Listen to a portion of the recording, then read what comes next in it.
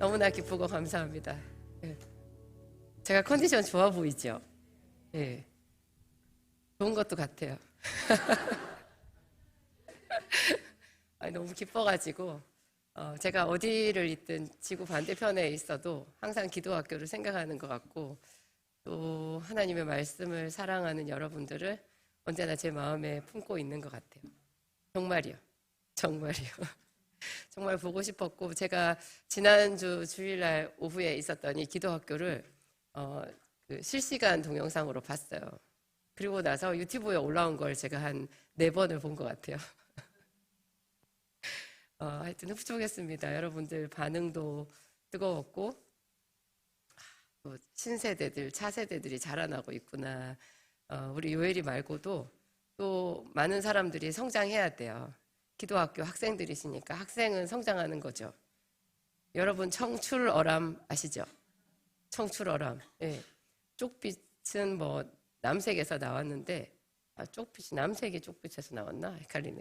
하여튼 스승보다 제자가 낫다는 그런 뜻인데요. 갈수록 우리는 발전하잖아요. 저는 조용기 목사님께 배웠거든요. 제가 그분 살아생전에 꼭 그분한테 찾아가서 제가 목사님한테 배웠는데 이만큼 목회를 해냈어요, 이런 얘기를 꼭 하고 싶었거든요. 근데 그분이 우리가 조금 성장하기 직전에 돌아가셨어요. 그래서 너무나 안타깝지만 하나님이 우리와 함께 해주셨고, 지금도 우리의 성장을 돕고 계시는 분 하나님이시고, 또 우리는 여기서 멈출 거 아니고 이제 시작이죠. 예, 정말 아름답게 그리스도 안에서 아름답게 성장할 줄 믿습니다. 오늘 제목 띄워주세요. 첫걸음이에요. 첫걸음. 여러분 능력기도가 먼저 보이시나요? 첫걸음이 먼저 보이시나요? 능력기도. 예, 믿음대로 될지라. 예, 능력기도 첫걸음. 능력기도 첫걸음이 뭘까요, 여러분? 그거 얘기하고 들어가요. 능력기도 첫걸음이 뭐냐? 눈치 빠른 사람들은 아실 거예요. 말씀이에요. 능력기도 첫걸음은 하나님의 말씀이에요. 사람들이 말씀을 안 보고 기도를 하기가 쉬워요. 그냥 덮어놓고 기도를 할 수 있거든요. 말씀이 없는 기도는 방향이 없고 에너지가 빠져요. 그리고 성령의 감동이 없어요. 점점 없어요. 이게 능력기도는 초보자의 기도가 아니죠. 때로 가끔 초보자도 굉장히 능력 있는 기도를 할 수는 있는데요. 깊은 기도로 나가기는 어려워요. 그게 능력기도, 깊은 기도, 집중기도, 또 하나님 보좌 앞에 직통기도, 뭐 우리가 이런 거 다 좋아하잖아요. 그런 그 딱 포커스는 어디에 있느냐? 말씀에 있어요. 그래서 제가 말씀 노트 만들었잖아요. 그죠? 여러분 다들 기대하고 계시죠? 이게 말씀 노트의 제목이 있어요. 3권으로 묶어져 있는데 이 3권으로 묶여진 이 책의 제목이 기암송이에요. 기암송. 제가 앞으로 이 노트가 나오게 되면 이것을 기도학교 교재로 좀 많이 활용할 거거든요. 그 안에 있는 말씀을 가지고 여러분들에게 강의하는 식으로 많이 할 것이고, 그리고 제가 여러분들한테 매번 숙제를 내드릴 거예요. 물론 숙제 검사는 하나님이 하시죠. 여러분 하나님이 하시는 숙제 검사 조금 더 긴장되죠? 네. 선생님의 눈은 피해도요, 하나님의 눈은 피할 수가 없어요. 암송 숙제예요. 읽고 암송하는 숙제도 제가 내드릴 거고, 그렇습니다. 이게 기암송인데, 암송은 뒤에 무슨 말인지 알잖아요. 앞에 기가 뭐냐? 기적을 불러오는 암송 1200입니다. 숫자가 들어가서 더 짜릿하죠. 기암송 1200. 그거를 3권으로 나눠서 이것은 제가 묶음으로만 판매를 하라고 했어요. 왜냐하면 사람들이 저부터 해가지고 되게 야갔거든요. 그래가지고 1권 사고 아마 안 살 거예요. 1권 좀 하다가 말겠죠. 여러분 어렸을 때 문제집 사가지고 끝까지 푼 거 솔직히 말씀해 보세요. 몇 권이나 있어요? 제가 나중에 고등학교 때 알았잖아요. 서울대를 가려면 끝까지 푸는 게 문제가 아니라 그게 그 정도로 안 되고 7번을 풀어야 된대요. 그래서 우리 서울대 못 갔죠. 하지만 하나님 나라에는 갑니다. 그게 훨씬 더 중요해요. 하나님 나라 백성이 되는 게 하나님 나라 백성은요, 그 기암송 노트를 70번은 외워야 돼요. 죽을 때까지. 계속. 그게 어떤 의미에서 그렇게 하게 되는가, 그 이야기를 오늘 제가 좀 해보려고 하는데요. 본문 말씀 에스겔서 3장 1절에서부터 3절까지입니다. 함께 읽겠습니다. 또 그가 내게 이르시되 인자야 너는 발견한 것을 먹으라. 너는 이 두루마리를 먹고 가서 이스라엘 족속에게 말하라 하시기로. 내가 입을 벌리니 그가 그 두루마리를 내게 먹이시며 내게 이르시되 인자야 내가 너에게 주는 이 두루마리를 내 배에 넣으며 내 창자에 채우라 하시기에 내가 먹으니 그것이 내 입에서 달기가 꿀 같더라. 여러분 좀 섬뜩하지 않으세요? 섬뜩한 구절 어디에 있어요? 3절에 이것을 이 두루마리가 먹을 수 있는 거예요. 두루마리 먹는 거예요, 여러분. 먹을 수 없는 거죠. 실제는 이 두루마리요, 말려있는 양피지 같은 거 이렇게 말아놓은 그 있잖아요, 두루마리. 그거를 먹으라는 거예요. 그리고 이 1절에 보면은 발견한 것을 먹으라 되어 있어요. 이거 지금 2장 끝부분이랑 이렇게 연결되어 있거든요. 발견한 것을 먹으라. 이 두루마리를 먹고 가서 이스라엘 족속에게 말하라. 근데 입은 누가 벌렸어요? 예수님이 쫙 벌려주셨어요? 입은 자기가 벌려야 돼요. 여러분, 입은 자기가 벌려요. 문은 누가 열어요? 우리가 열어요. 볼지어다 내가 문 밖에 서서 두드리노니. 부수노니 하지 않았어요. 문을 부수고 들어오는 거. 내가 양의 문이니. 그런 얘기도 하셨지만 예수님은 굉장히 인격적인 분이에요. 하나님은 인격적이에요. 입을 쫙 찢어놓지 않아요. 입은 우리가 벌려야 돼요. 그리고 그 두루마리를 먹이시는데요. 거기서 그냥 좋게 먹이시면 되지 꼭 3절에 이 무서운 말씀을 해놓으신 거예요. 내 배에 넣으며. 여기까지는 좀 괜찮죠. 그 다음에 내 창자에 채우라. 이거는 정말 다른 말로 번역할 수가 없었나 봐요. 개역 한글판에도 이렇게 돼 있더니 개역 개정판에도 이대로 되어 있어요. 다소 과격하죠. 하나님의 말씀, 그 말씀을 하나님께서 우리에게 그렇게까지 주시고 싶은 거예요. 그러면 평소에 우리 배에 창자에 뭐가 채워져 있다는 얘기예요? 다른 게 있다라는 얘기죠. 예수님께서 말씀하셨어요. 너희 속에 내 말이 있을 곳이 없으므로 너희가 나를 죽이려 하는도다. 그들은 다 하나님의 백성이었어요. 듣는 사람들이. 자기들이 하나님을 죽이려 하다니 어떻게 그런 일이 있을 수 있어요? 그들이 하나님의 말씀을 잃어버린 거였어요. 그 말씀이 그들 속에 있을 곳이 없다는 거예요. 다시 말하면 하나님의 말씀은 우리 속에 자연스럽게 들어오지 않아요. 굉장히 노력해야 돼요.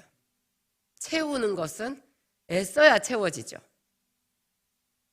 게다가 이 창자에 이거를 채우려는데 여러분 좋게 맛있게 먹어라 이렇게 얘기 안 하시고 굳이 창자에 채워라.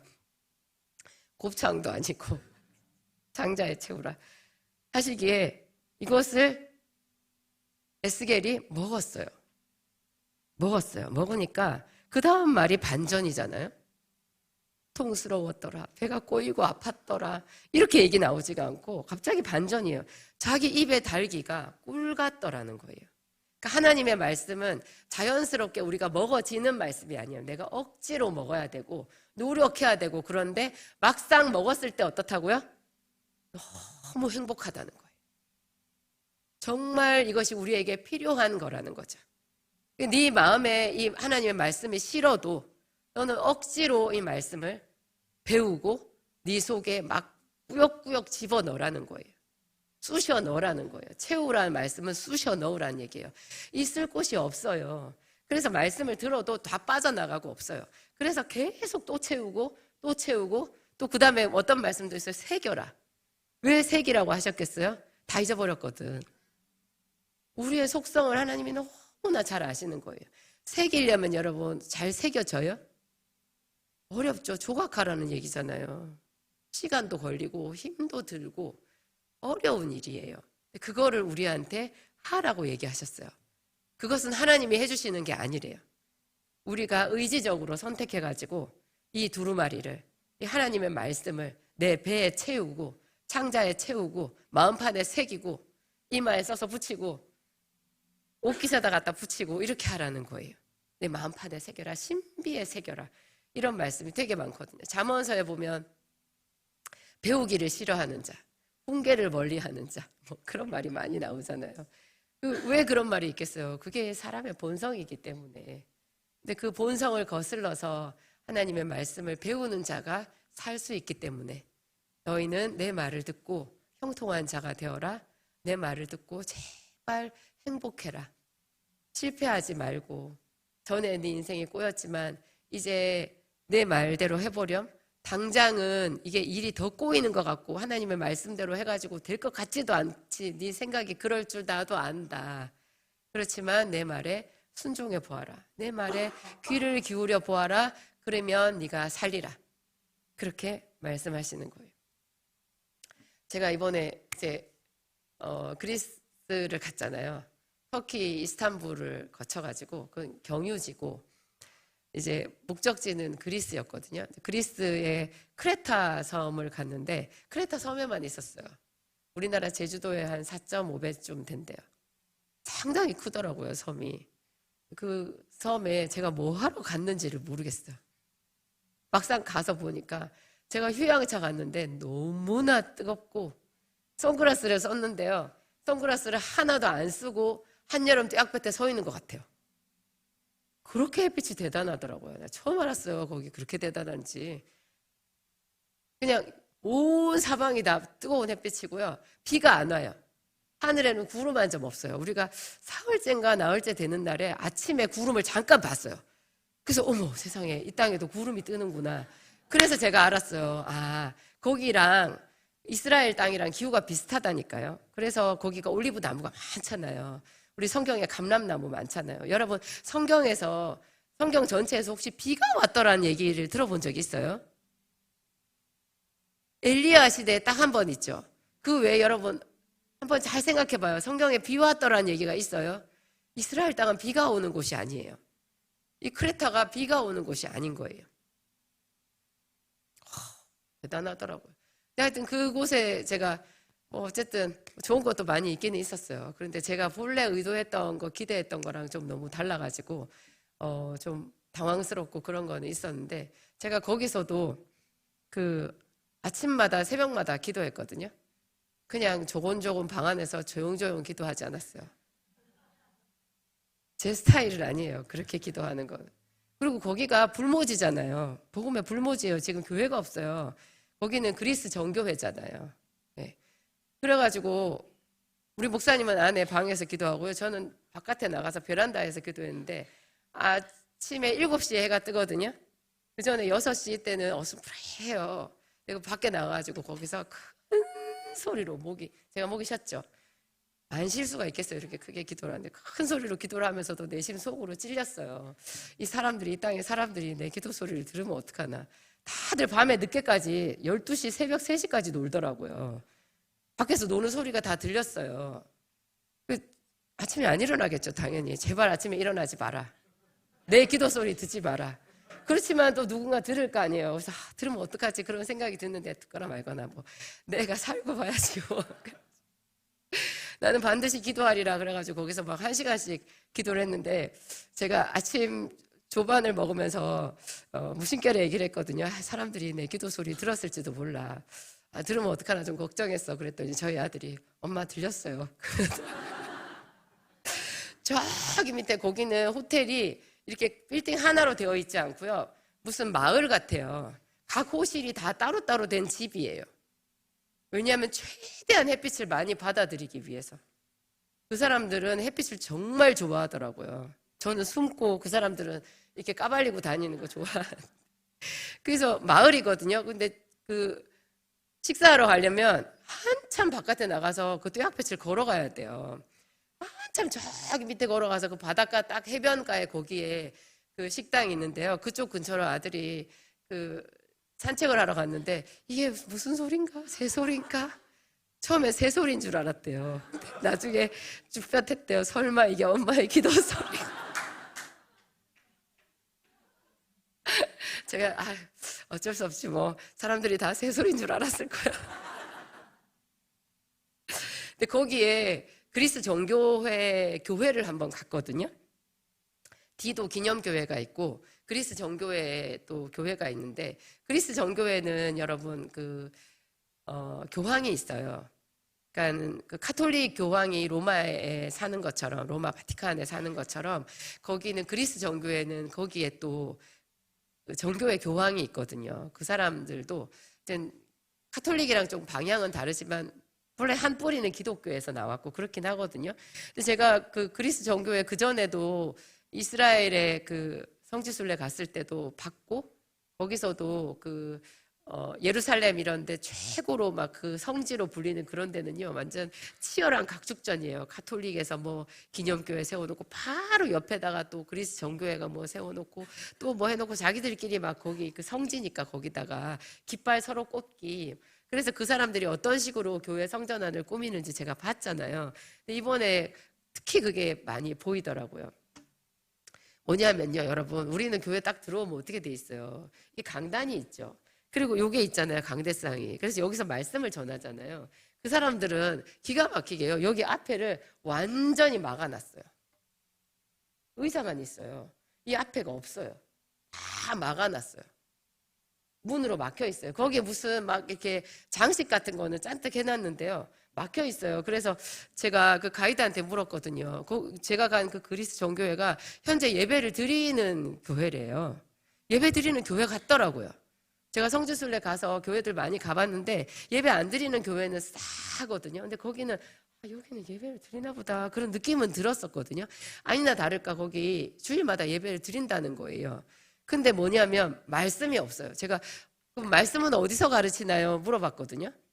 그랬더니 가이드가 하는 말이 말씀은 없어요. 1년에 한 두세 번 하나?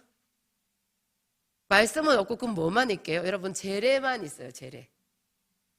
그 교동문 읽고 뭐 의식 있잖아요. 촛불 켜고 뭐 이렇게 하는 의식 있잖아요. 카톨릭에도 가면 그런 의식이 많잖아요. 의식만 있는 거예요.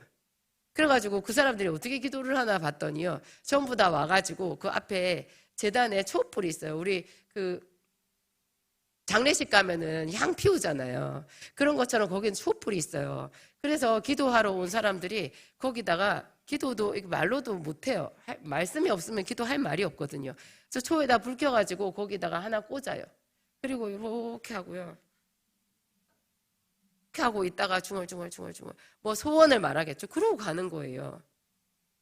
그리고 이건 뭐예요? 하고 물어봤더니 거기 무슨 이렇게 뭐라고 해야 되지?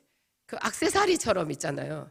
뭘 잔뜩 걸어놨어요. 앞에 재단이 앞에 뭐 거리 같은 게 있는데 거기에 2중 3중으로 막 10중으로 잔뜩 뭐가 걸려가지고 이렇게 있는 수북하게 있는 거예요. 걸어놨어요. 저 액세서리 같은 거 보니까 사람 다리 모양도 있고 뭐 배 모양도 있고 머리 모양도 있고 또 뭐 여러 가지 무슨 모양이 지금 뭔가 했더니 다리가 아프면 다리를 거기다 갖다 건대요. 다리가 아픈 사람은 다리 모양 액세서리를 산대요. 다 거기다 걸고 이렇게 하는 거예요. 여러분, 슬프죠? 말씀이 사라졌어요. 말씀을 안 가르쳐요. 그 사람들은 어떻게 하냐? 자기들끼리 그 수도사들이랑 거기 있는 그 신부님들 있잖아요. 거기도 신부님이라 하는지 모르겠는데 그분들이 자기들끼리 말씀 암송해요. 자기들끼리 하루 종일 암송한대요. 근데 가르치지를 않아요. 사람들이 전혀 말씀을 몰라요. 여러분, 주일마다 듣는 목사님 말씀을 못 들으면 어떻게 될까요?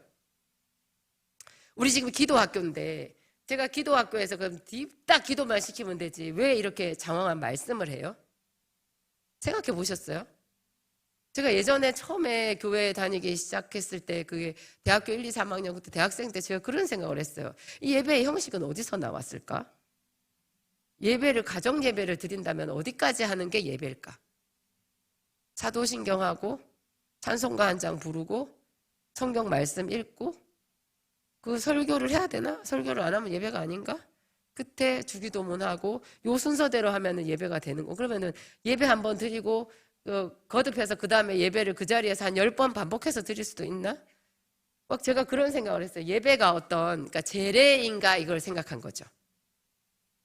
제사 지내는 어떻게 해요? 제밥 다 갖다 놓고 차려놓고 거기다 절하잖아요. 그런 게 제례잖아요. 향불 피우고 촛불 피우고.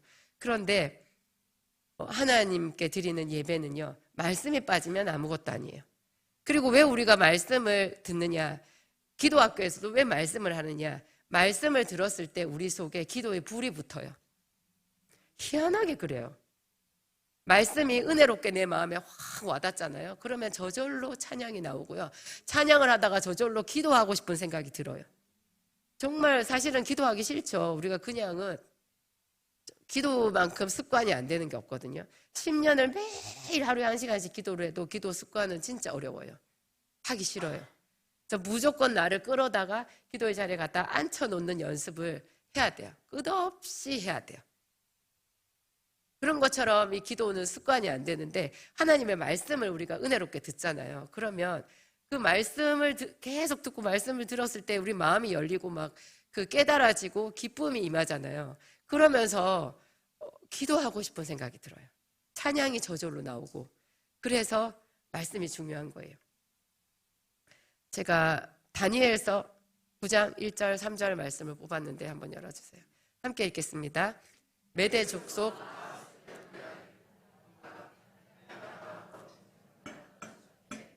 곧 그 통치 원년에 나 다니엘이 책을 통해 여호와께서 말씀으로 선지자 예레미야에게 알려주신 그 연수를 깨달았나니 곧 예루살렘의 황폐함이 70년 만에 그치리라 하신 것이니라. 내가 금식하며 베옷을 입고 죄를 덮어쓰고 주 하나님께 기도하며 간구하기를 결심하고. 이게 이제 약속의 말씀이 있어도 기도를 해야 이루어진다. 기도가 있어야 하나님의 약속의 말씀이 성취된다. 그런 뜻으로 자주 인용되는 본문인데요. 이거를 다시 또 다른 각도로 보면 다니엘이 예레미야의 서책, 그러니까 이 당시에는 이렇게 완성된 성경이 없었어요. 예레미야는 거의 다니엘이랑 비슷한 시기의 사람이에요. 다니엘이 선지자가 되기 전에 조금 전에 예루살렘의 멸망을 예언하던 선지자니까 약간 앞선 거죠. 예레미야의 서책을 어디서 구했겠냐고요. 예레미야의 예언의 말씀마다 그 왕이 바로에 던져가지고 태워버렸었거든요. 그래서 그 바룩이라는 사람이 예레미야의 그 예언을 또 따로 한 번 더 쓰고 그랬던 이야기가 예레미야서에 나와요. 근데 이 예레미야 서책을 어디서 구했을까요? 이런 완성된 성경책이 없었다니까요. 다니엘은 기도를 하기 위해서 하나님의 말씀이 필요하다는 것을 잘 알았던 사람인 거예요. 예레미야, 바로 자기보다 바로 한 10년 전, 20년 전까지 활동했던 그 선지자의 서책을 구해다가 자기가 읽은 거예요. 왜 읽었겠어요? 기도를 하기 위해서는 말씀이 있어야 되는 거예요. 근데 이 서책을 읽다가 거기에서 여러분 예레미야서 읽어보면 눈이 금방 내려오실 거요. 예레미야 서책을 읽으면 막 불이 붙어요. 예레미야 서책 힘들어요. 예레미야 애가는 좀 나요. 애가가 차라리 나은데 예레미야서는 보면은 이게 뭔 말인지 정말 정신을 집중하기가 힘들어요. 혼미해지거든요. 근데 이 다니엘은 굉장히 영적으로 영성이 있었던 사람이니까 이 서책을 제대로 읽은 거죠. 성령의 감동으로. 읽다가 거기서 예루살렘의 멸망이 70년 만에 마치리라고 한 딱 그 부분을 찾아내자마자 이 사람이 기도하기를 결심한 거예요. 뭐냐? 그 하나님의 말씀에서 자기의 마음속에 기도의 불이 확 일어난 거죠. 성령의 감동이 일어난 거예요. 말씀은요, 그렇게 우리의 기도를 능력 있게 만들어요. 그래서 능력 기도의 첫걸음이라고 하는 거예요. 사실 내가 지금 기도할 제목이랑 하나님이 하시고 있는 말씀은 동문서답 같아요. 여러분들 아파 죽겠는데 언제 예수님이 하시는 그 따분한 말씀을 심령이 가난한 자는 복이 있나니. 나는 지금 아프다니까. 나는 지금 우리 애가 시험에 붙어야 된다고. 남편이 돈을 벌어와야 된다고. 나 내일 무슨 중요한 일이 있다고. 나 회사 부도나게 생겼다고. 이렇게 할 때 심령이 가난한 자는 복이 있나니. 그 소리 들으면 막 그게 빨려 들어와요? 안 그렇거든요. 하나님의 말씀은 정말로 동문서답 같아요. 그런데 그 말씀을 배에 채우라고요. 하나님의 말씀을 먼저 내 속에 채우는 거예요. 갖다 끌어다가 집어넣어요. 창자에 채워요. 그렇게 했을 때 그 우리의 속에 성령이 살아나는 거예요. 성령이 살아나서 성령이 기도하시면 어떻게 해요? 나 대신해서 나를 위해서 중보해 주시는, 말할 수 없는 탄식으로 하나님 이 딸의 기도 제목을 들어주시옵소서. 성령이 기도해 주시는 거예요. 내가 할 것은 말씀을 채우는 거죠. 그리고 그 말씀에 순복해서 내가 있는 힘껏 주의 이름을 부르고 영으로 기도하기를 시작하는 거예요. 그러면서 여러분 마음으로, 영으로, 내가 방언으로 기도하면서 내 마음으로 하나님 저를 이 고통에서 건져주세요 해도 돼요. 해도 되는데 다 우리 구하라 찾으라 두드리라, 네가 원하는 것을 구하라, 내가 너에게 무엇을 하여 주랴 물어보셨잖아요. 그러니까 그것을 구하기는 해요. 그런데 그 이전에 하나님의 말씀을 우리 속에 채우는 작업이 능력기도의 첫걸음이라고요. 그래서 기도를 시작하기 전에 반드시 말씀이 있어야 돼요. 한 페이지 말씀을 읽든지, 아니면 제가 이제 기암송 노트 나가잖아요. 그 한 페이지를 읽든지 거기에 한 구절 말씀을 10번, 20번, 50번 계속 반복해서 하루 종일 입에 되뇌이고, 집에서 걸어서 교회로 오는 길에도 그 말씀을 수없이 되뇌이고 딱 앉아보세요. 능력기도 그냥 열려요. 성령의 코드가 딱 맞아 떨어지는 거예요. 우리가요, 출애굽기에 보면은 중요한 이스라엘 백성들이 받은 훈련이 있는데 그게 만나 훈련이었어요. 만나를 뭐라 그러죠? 우리가 5글자로 일용할 양식. 일용할 양식. 하늘에서 만나를 먹었는데, 우리는 만나 구경해 보셨어요, 여러분? 말만 들었죠? 가시 같고 꿀 섞인 과자 같더라. 그 만나라는 이름의 뜻도 이게 뭐지 하는 뜻이래잖아요. 백성들이 처음에 이게 뭐야 하는 게 그 말 그대로가 그게 만나래요. 이게 뭐지 하는 건데, 그때 그 몇천 년 전이에요. 그게 3,500년 전이거든요. 모세시대 거의 3,000년 더 전에. 그 당시에 사람들이 40년 동안 광야에서 먹었던 만나 얘기를 우리가 지금 왜 들어야 돼요? 우리가 만나 먹어요? 우리가 뭐 그거 하면은 하나님이 우리 쌀독에 우리 쌀 안 떨어져요 본래. 근데 왜 그 만나 얘기를 그렇게 성경에 깊이 있게 해놨고, 무엇보다도 여러분, 예수님께서 신약 성경에 마귀에게 시험을 받을 때 맨 첫 번째로 받았던 그 시험에 예수님의 답변이 뭐였죠? 사람이 떡으로만 사는 것이 아니라 여호와 입에서 나오는 모든 말씀으로 살 것이니라. 떡과 말씀이 나오잖아요. 그게 또 성경의 어디 구절이냐? 신명기 8장 3절이에요. 펼쳐주세요. 함께 읽겠습니다. 너를 낮추시며 너를 줄이게 하시며 또 너도 알지 못하며 내 조상들도 알지 못하던 만나를 너에게 먹이신 것은 사람이 떡으로만 사는 것이 아니요 여호와 입에서 나오는 모든 말씀으로 사는 줄을 내게 알게 하려 하심이니라. 이 말씀을 예수님께서 마귀에게 시험당할 때 인용하신 거예요. 사람이 떡으로만 사는 것이 아니라 여호와 입에서 나오는 모든 말씀으로 산다. 그 얘기를 하면서 네가 만일 하나님의 아들이거든 이 돌을 명하여 떡이 되게 하라. 그렇게 말했던 마귀의 유혹을 단번에 이기셨거든요. 사람이 떡으로만 사는 것이 아니다. 떡으로만 사는 것이 아니다. 그 훈련이 만나 훈련인 거예요. 구약 성경의 만나는 먹고 사는 훈련이 아니에요. 하나님의 말씀을 이같이 구하라는 거예요. 정말로 네가 먹을 양식이 없는 것처럼 실제로 네 쌀독에 쌀이 떨어져서 그 쌀을 구하던 그 심정으로 하나님의 말씀을 구하라는 거예요. 그 훈련을 받은 거예요. 그 훈련을 예수님께서 저렇게 또 신약 성경에 인용을 해놓으신 거죠. 우리는 그냥 무심결에 읽어요. 사람이 떡으로만 사는 것이 아니요. 사람이 떡으로만 사는 것이 아니요. 그런데 나는 떡으로만 살고 있다. 하나님의 말씀 지난주 주일날 목사님 말씀 듣고 끝인 것 같아. 이렇게 살고 있는 거죠. 하나님의 말씀을 생각나는 대로 여러분 노트에 한번 써보세요. 한번 자가 테스트를 해봐요. 여러분 집에서 노트 하나 딱 꺼내가지고요. 여러분이 생각나는 하나님의 말씀을 노트에 한번 써보세요. 몇 구절이나 쓸 수 있나. 굉장히 욕이네요. 내가 어떤 말씀을 쓸 수 있나. 말할 수 있나. 그냥 툭 치면 하나님의 말씀이 쭉 나올 수 있어야 되거든요. 왜 그러게요? 요한복음 1장 14절 함께 읽겠습니다. 말씀이 육신이 되어 우리 가운데 거하심에 우리가 그의 영광을 보니 아버지의 독생자의 영광이요 은혜와 진리가 충만하도록. 말씀의 육신이 되어 우리 가운데 거하신 분이 예수님인데요. 예수님의 본체는 말씀이라는 거예요. 그럼 내 안에 말씀이 없으면 내 안에 임마누엘의 예수님이 안 계신 거예요. 내 안에 말씀이 그냥 툭 건드리면 그냥 줄줄줄 나올 정도로 우리가 항상 그거를 내가 반복해서 말하고 내 영혼에 새기고 내가 그 말씀 안에서 은혜를 발견하려고 하고 막 그렇게 한 사람들은 그 예수님이 정말로 그의 곁에 있어요. 굉장히 가까이 항상 같이 계신 거예요. 언제나 같이 계신데 그게 없는 사람들은 메마른 거죠. 말라 있는 거죠. 그러니까 말씀으로만 떡으로만 사는 것이 아니라 말씀으로 산다 했는데 말씀의 양식이 벌써 떨어진 거예요. 일주일 더 전에 먹었어요. 몇 달 전에 먹은 사람들도 있고 10년 전에 먹은 사람들도 있을 거예요. 제대로 먹은 하나님의 말씀이 생각 안 나는 사람들도 있을 거예요. 그래가지고 우리가 하나님께 능력 기도를 한다는 것은 사실 무리라는 거죠. 말씀이 육신이 된 거예요. 요한복음 7장 6장 볼까요? 요한복음 6장 53절에서 58절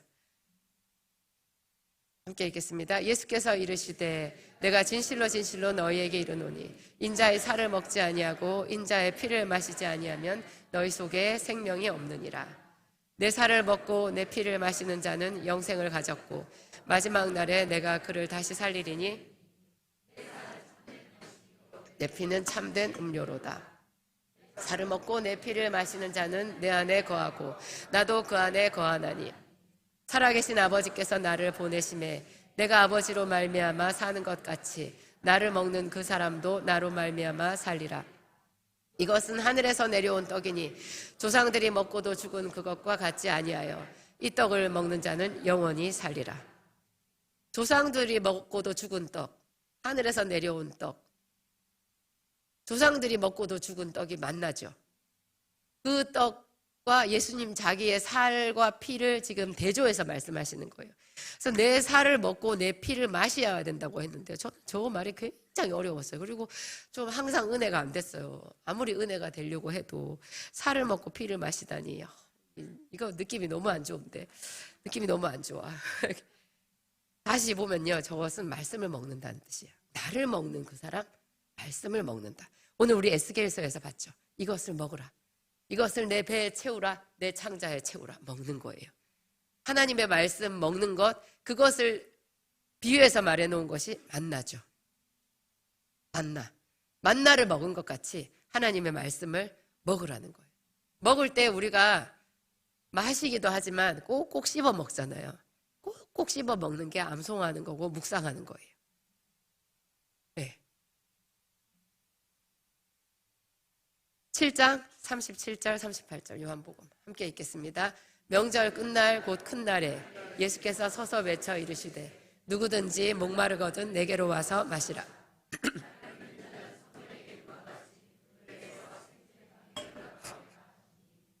제가 제일 좋아하는 구절이에요. 누구든지 목마르거든 내게로 와서 마시라. 나를 믿는 자는 성경의 이름과 같이 그 배에서 생수의 강이 흘러나리라. 저는 한참 동안 이 생수의 강이 좋은 느낌이 하나도 안 들었었거든요. 중요한 구절이라서 외우긴 외웠어요. 그런데 하나님 그 생수의 강물이 저에게 있으면 좋겠어요. 사마리아 여자는 주여 그 물을 내게도 주사 여기 물길로 오지 않게 해 주옵소서 그렇게 말했어요. 그렇게 구했어요. 예수님이 뭐라고 하셨게요? 그 여자가 말했잖아요. 지금 이 우물은 야곱의 우물이다. 우리 조상들이 다 먹었고 그 짐승들도 다 먹은 이거 정말 유서 깊은 우물이다. 그런데 당신은 지금 이 우물에 물 기를 그릇도 없는데 어디서 생수를 나한테 준다고 하냐? 그 생수는 어디 있는 거냐? 그렇게 물어봤어요. 그랬더니 예수님께서 이 물을 마시는 자마다 다시 목마르려니와 내가 주는 물을 먹는 자는 영원히 목마르지 아니하리니 내가 주는 물은 그 속에서 영생하도록 솟아나는 샘물이 되리라. 그러니까 여자가 우리는 별로 안 좋아하는데 여러분 좋아하세요? 와, 그 생수 나한테 주세요 이런 생각이 딱 드세요? 여러분은 그런지 모르겠는데 저는 안 그랬어요. 그런 게 있나 보다. 뭐 좋은 물이 있나 보다. 물은 물인데. 그냥 그렇게 생각했죠. 근데 이 여자는 굉장히 영적인 여자인 거예요. 그거를 딱 아는 거예요. 그래서 주여 그 물을 나에게 주소서. 다시 이 우물에 물길로 오지 않게 해 주옵소서. 그렇게 딱 구했어요. 그래서 그 뒤에 또 얘기가 이어지잖아요. 예수님께서 요한복음 7장에, 아까 그건 요한복음 4장이고 사마리아 여자에겐 4장이고 7장에 이 얘기를 다시 하는 거예요. 누구든지 목마르거든 내게로 와서 마시라. 나를 믿는 자는 성경의 이름과 같이 그 배에서 생수의 강물이 흘러나리라. 여러분, 이 생수의 강물이요, 여러분이 사모하는 모든 것이 다 포함된 그 위에 알파 완전 대단한 거예요. 그 믿음이 들어와야 돼요. 내 생각은 너희 생각과 다르며 내 길은 너희 길과 달라서 내 길이 너희 눈에 미치지 못한다 말씀하셨잖아요. 그러니까 이 생수가 별로 좋게 안 보이는 거예요. 근데 하나님은, 예수님은 반복해서 여기저기 거기에 다 얘기를 해놓으신 거예요. 생수를 구하라. 나를 믿는 자는 성경의 이름과 같이 그 배에서 생수의 강물이 흘러나리라. 여러분이 원하는 것 생수의 강물하고 상관없어 보여도 오늘 이 말씀을 외우세요. 계속 이 말씀을 암송하고 다니세요. 누구든지 목마르거든 내게로 와서 마시라. 나를 믿는 자는 성경의 이름과 같이 그 배에서 생수의 강물이 흘러나리라. 막 상상을 하세요. 믿음은 상상력이에요. 마음속에 그리세요. 여러분의 집에 자식을 축복하고 싶으면 그 자녀의 방에, 그 자녀의 머리 위에 막 폭포수같이 생수의 강물이 흐르는 걸 상상을 하세요. 엄청나게 좋다는, 천지를 지으신 하나님의 보증하시는 바로 그 생수. 그 생수가 우리 집에 흘러 들어온다? 와, 우리 집이 그냥 완전히 뭐 끝내주는 집이 되겠네. 온 대한민국 땅에 복 받았다고 소문나는 집이 되겠네. 기적이 났다고 소문나는 집이 되겠네. 그런 상상을 하시는 거예요. 그래서 그 생수를 끌어오세요. 제가 예전에 초등학교 1학년 때인가 우리 아버지가 뭐 탁 털고 어디로 떠나서 이렇게 사시는 거, 이런 거를 좋아하는 좀 그런 이상한 기질이 있으셔가지고 잘하던 중국집을 탁 털고 시골로 내려가지고 농사를 지은 적이 있었거든요. 그래서 1년 동안 주장창 고생만 하다가 다 까먹고 다시 도시로 올라온 적이 있었는데, 그 짧게 시골에 있었을 때 제가 신기한 거를 많이 봤어요. 그 해에 가뭄이 져가지고요, 우리 아버지가 농사를 짓는 첫 해잖아요. 가뭄이 져서 아버지가 여름 내내 집에서 잠을 못 주무셨어요. 자다가 일어나 보면 엄마도 없고 아버지도 없어요. 어디 갔나 싶어서 보면 밤새 논에 물 대고 있는 거예요. 양수기 그거 해가지고 논에 밤새 물을 대도 논에는 항상 물이 없어요. 물을 대잖아요. 어떤 사람들은 아주 생각이 좀 이렇게 꼬롬해가지고, 이게 다른 사람이 자기 논에다 이렇게 물을 대놨잖아요. 실컷 대놨어요. 그럼 그 옆 논의 주인이요, 살짝 와가지고 편하게 그 논에 있는 물에, 그 논둑에다가 이렇게 파가지고 고랑을 내는 거예요. 그래가지고 그 남의 집 사람이 실컷 힘들게 대놓은 그 물을 자기 논으로 다 끌어들여서 이렇게 얌체짓을 하는 사람들이 있어요. 왜 그래요? 물을 대면 살거든요. 벼가 살아요. 저는 그 상상이 들었어요. 물을 끌어오라. 여러분, 옆에 논에다가 물을 끌어올 필요가 없어요. 하늘에서 생수가 내려와요. 하나님이 구하라고 하셨어요. 나를 믿는 자는 그 배에서 영생하도록 솟아나는 샘물이 되리라. 이런 생수를 구해야 돼. 근데 이 생수가 뭐라고요? 말씀이라고. 제가 지난주에 저희 딸 요엘이가 말씀을 전하는 걸 봤는데, 제가 기대를 했지만 제가 기대했던 이상이었어요. 너무 신기한 거는, 힘들었던 이야기를 하잖아요. 힘들었던 이야기를 하는데, 보통 사람들이 저희 약국에 와가지고도 어떤 사람들 뭐 자기 인생 살아온 얘기 뭐 소설로 뭐 시리즈로 뭐 10권도 푼다 뭐 그런 얘기 하는데, 누가 그런 얘기 듣고 싶어 해요? 여러분, 구비진 인생살이 듣고 싶으세요? 본래 인생은 다 힘들어요. 그런 얘기는 저 가끔 드라마는 보지만 누가 막 썰 푸는 거 별로 안 듣고 싶어요. 그런데 하나님 안에서 이 이야기가 빛나는 순간이 뭐냐? 매번 그 어려울 때마다 힘들 때마다 하나님의 말씀이 있었던 거예요. 말씀으로 계시를 받고 말씀으로 견디고 말씀으로 기도해서 응답받고 그렇게 해서 매번 그게 지나갔던 거예요. 그런 이야기를 우리가 들었을 때 굉장히 신기하고 나도 그 하나님을 섬기고 있다라는 것에 대해서 자부심이 생기고 나도 그 하나님께 그렇게 기도해서 응답받아야 되겠다 이런 생각이 들잖아요. 그때 그 요엘이가 말했던 그 매번 고비마다 하나님이 주셨던 말씀 있죠. 그게 생수예요. 그 생수, 그러니까 하나님이 사람을 구원하시고 사람에게 응답을 주실 때 말씀을 줘요. 그냥 응답해 주시면요, 나중에 그 사람은 스토리 하나도 없어요. 내놓을 게 아무것도 없어요. 그냥 어쩌다가 잘 된 거, 이 세상 사람하고 똑같아요.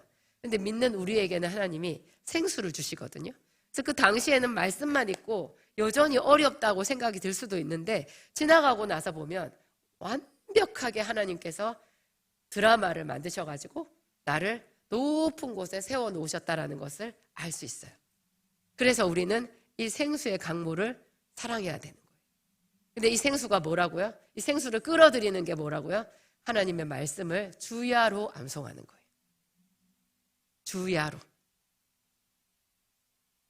요한계시록에도 있어요. 이 책에 기록된 것을 읽는 자, 듣는 자, 읽는 자, 그 가운데 기록된 것을 지키는 자가 복이 있다. 하나님은 왜 이렇게 말을 싱겁게 해놓으셨는지 모르겠어요. 이렇게 해놓으면 이게 대단하다는 생각이 안 들잖아요. 뭐 복이 있나 보지 뭐.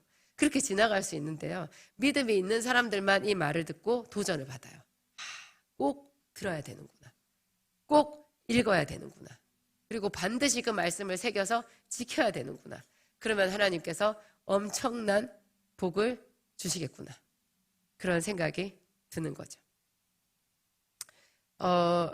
요한복음 6장에 아까 제가 요한복음 6장 말씀을 읽었잖아요. 내 살은 참된 양식이요 내 피는 참된 음료로다.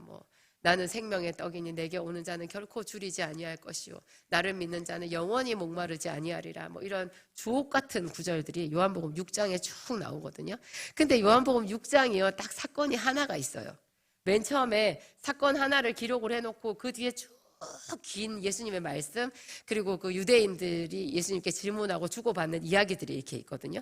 요한복음은 사건이 많지를 않아요. 각 장에 사건이 하나 있거나 하나도 없거나 아니면 많아야 사건이 2개가 기록이 되어 있어요. 근데 요한복음 6장은요 사건이 하나 있는데 그 사건 뭐게요? 주일학교 퀴즈입니다. 요한복음 6장 사건이 뭐게요? 아시는 분들 아시죠? 오병이어. 오병이어예요. 오병이어가 뭐예요? 보리떡 5개, 물고기 2마리. 먹는 문제를 해결하신 그 자리에서. 그러니까 구약 성경에 출애굽기에 만나 이야기 그게 신약에 와가지고 예수님의 말씀이잖아요. 이 요한복음 6장에도요. 예수님께서 자기가 생명의 떡이다. 내 살은 참된 양식이다. 내 피는 참된 음료다. 이 장황한 이야기를 하신 그 장의 앞에 물꼬가 되는 사건이 뭐냐? 오병이어의 사건인 거예요. 먹는 문제를 얘기하시면서 영의 양식을 얘기를 하셨어요. 그 예수님을 따라온 많은 무리들은요. 오병이어의 기적을 보고 굉장히 혹했어요. 예수님만 따라가면 이제 우리 먹는 문제 해결이다. 먹는 문제 해결이라는 뜻이 뭐예요? 잘 살겠구나. 내가 물질 걱정은 안 해도 되겠구나. 세상에 보리떡 5개하고 물고기 2마리로 5,000명을 먹이다니. 우리는 막 대박 났네. 그냥 이분만 따라가면 우리 다 부자 되겠네. 그런 마음으로 예수님을 따라온 거예요. 근데 예수님이 하나도 이 사람들을 안 반가워하면서 하신 말씀이 내가 곧 생명의 떡이라는 거예요. 너희 조상들은 광야에서 만나를 먹었어도 죽었다.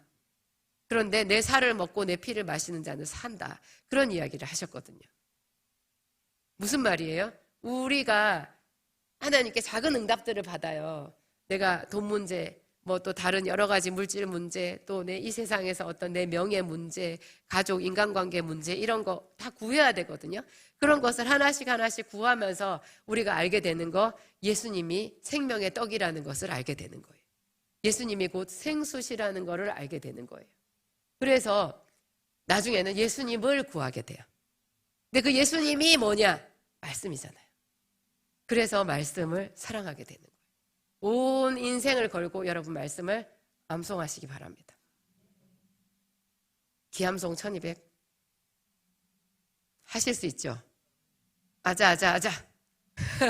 기암송 1200. 2400도 할 수 있다.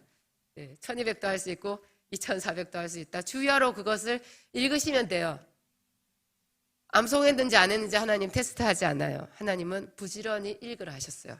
읽다 보면 저절로 외워져요. 제가 하여튼 기암송에 대한 이야기를 앞으로도 계속 여러분들한테 해드리도록 하겠습니다. 기암송 노트 지금 아직 안 나왔고요. 10월 말에 나와요. 기대하시고, 오늘 제가 여러분들한테 준 말씀 요한복음 1장 14절, 말씀이 육신이 되어 우리 가운데 거하심에 우리가 그 영광을 보니 아버지의 독생자의 영광이요 은혜와 진리가 충만하더라. 요한복음 7장 37절 38절 말씀, 누구든지 목마르거든 내게로 와서 마시라. 나를 믿는 자는 성경의 이름과 같이 그 배에서 생수의 강물이 흘러나리라. 이런 거는 그냥 줄줄줄줄 할 수 있게 하실 수 있죠? 다음 주까지 여러분 일주일 내내 해보시기 바랍니다. 이미 이 말씀을 많이 암송하신 분들도요, 또 해보세요. 예수님께서 해주시는 이 말씀에 여러분들의 모든 응답, 사모하는 것들이 다 들어있어요. 기도하겠습니다. 하나님 감사합니다.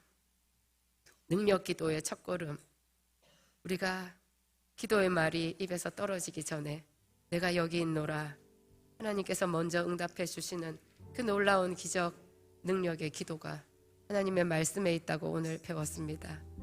말씀은 하나님입니다.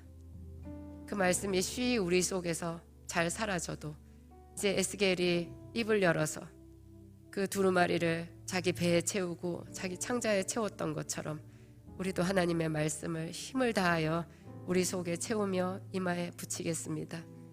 성령님 말씀으로 우리에게 역사하여 주옵소서.